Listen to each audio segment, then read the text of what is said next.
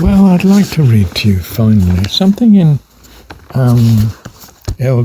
Elgard's epilogue on page 267.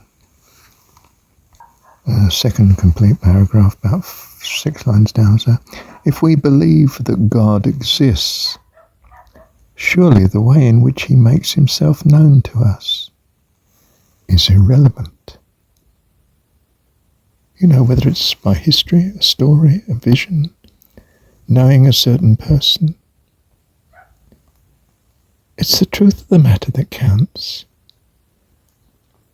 not the medium through which it's delivered. Is it true? Is it valid? And what do I value as being valid? What is the essence of validity? That it enhances life, fullness of life, a path to life eternal. You know, I don't care when, where, and who, by, and how. It's interesting, but it's not the essence of things, which is what I go for. What do I need to know from this that is true and will bless me?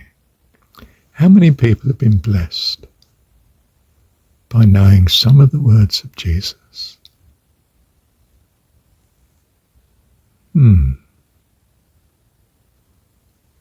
Perhaps you've been blessed by knowing some of the words of Paul, like 1 Corinthians 13. Perhaps you've been blessed by the 23rd Psalm.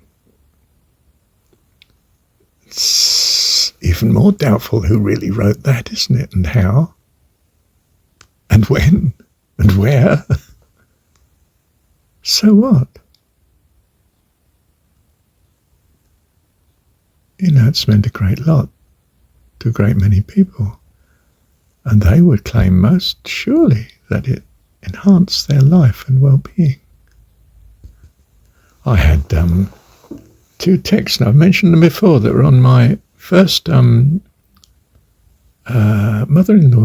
mantelpiece, and I was secular. Thou wilt keep him in perfect peace, whose mind is stayed on thee, because he trusteth in thee. And the other one was, trust in the Lord with all thine heart, and lean not unto thine own understanding. In all thy ways acknowledge him, and he will direct your paths. And they just hit me. As you can see, I suppose the first text that I learned off my heart, really.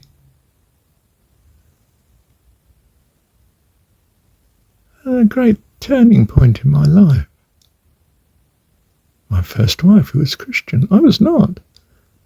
But, you know, I don't reject what she values if I love her. What do you value, sweetheart?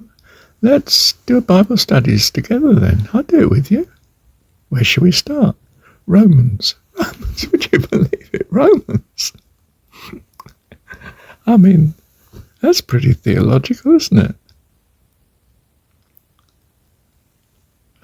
It took me about 2 to 3 years to come to the conclusion. No, I didn't. Less than that. A year. Dawned on me, I don't think Paul is converted. And then later it dawned on me, he doesn't seem to quote anything much of Jesus. He doesn't know Jesus. Wow. Well, it took many more years before I came across literature like, you know, the ones I've touched on here, that confirm what I already felt. You may say yes, and if you didn't feel that, you wouldn't have felt it confirmed such. You wouldn't have thought that much of these people's works. Well, I'm not sure about that. I can see how they can be devastating to a religious frame of mind. But I can also tell you how they can be liberating a state where you worship your God with all your heart, soul, mind and strength, because you see him as personifying your values. Good values, I mean, fundamentally what you value.